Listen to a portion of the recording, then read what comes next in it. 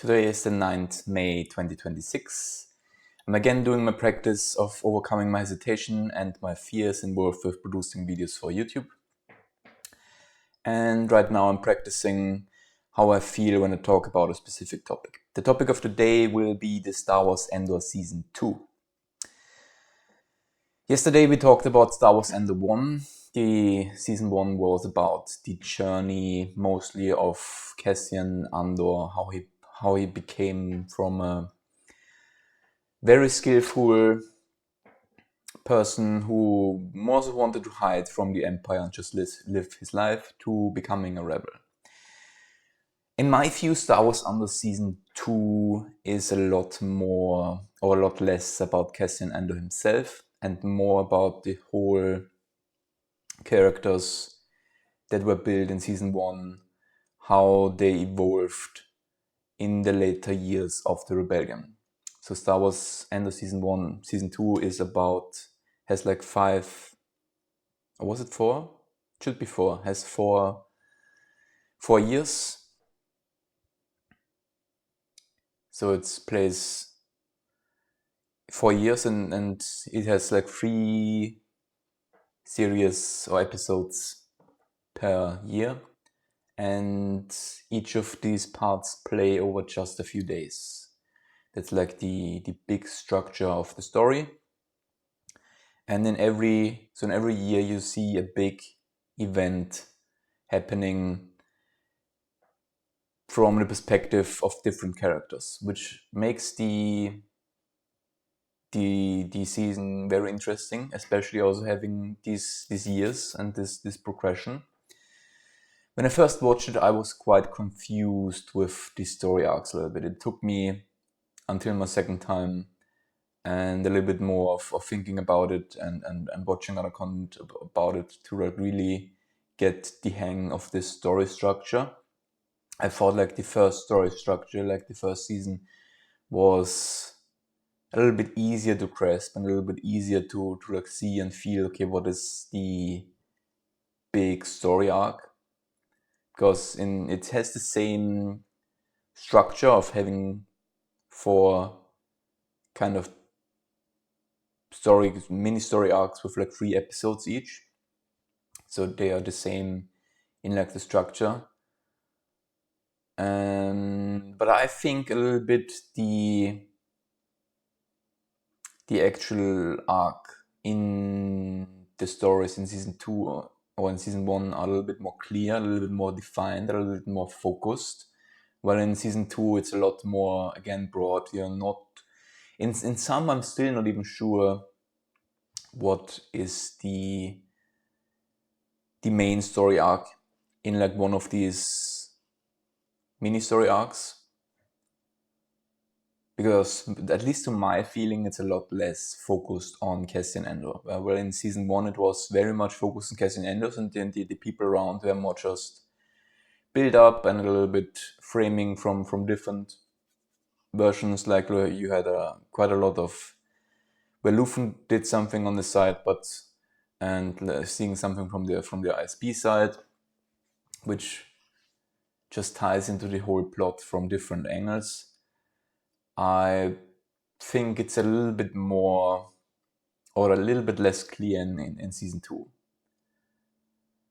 But I also have to say I really like the different, like the arcs of the other characters, like of Luthen Rael and of Mon Mothma in Andor 2. I really quite like them. I am still a little bit confused about especially about the first one, with like the stealing of the prototype fighter jet from the Empire and the kind of the kidnapping, or not the kidnapping, but the hostage taking of this very chaotic group.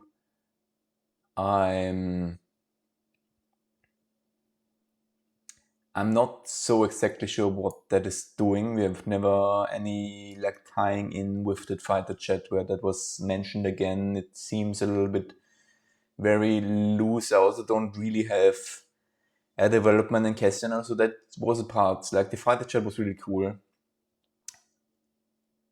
but yeah, the development around it I found a little bit weird to understand. It's not, again, compared to season 1 Andor,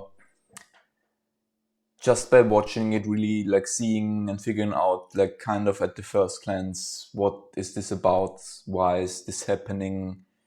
Whose story is that? Is a lot less clear in season 2, at least for me. So that's something that I don't like as much about season 2, to be honest. What I really like about season 2,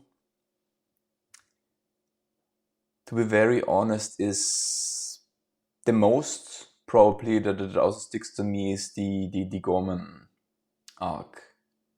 And I think even there, it's really interesting to like kind of being able to look into the Gorman front over the years, like just in these few points.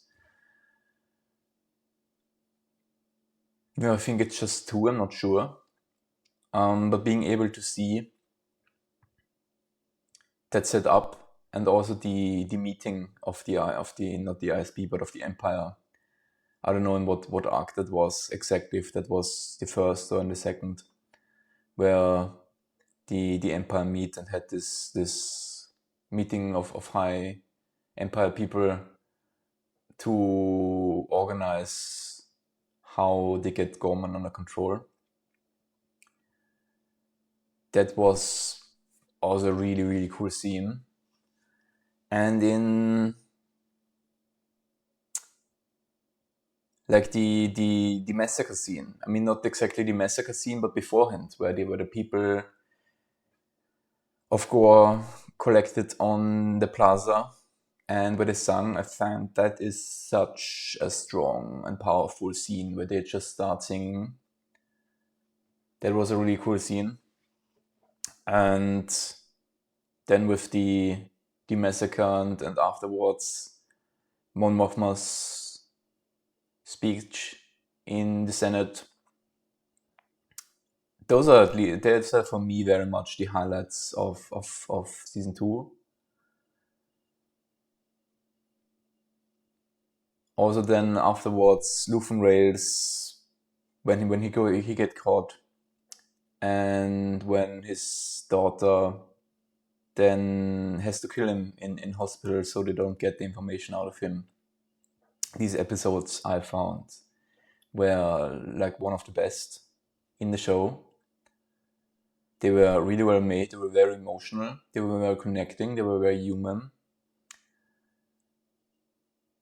There's a lot in Endo 2 that's really cool and really great. And in a way, you could say my small criticism that the story arc and what is important is a lot less clear as in Season Ender 2 or Season Ender 1. Again, was a lot easier for me to catch and like see, okay, this is like the arc in the first, it's kind of about this, and in the second it's about this, and in the third it's about this, and in the fourth it's about this. That's a lot less clear for me in the season 2.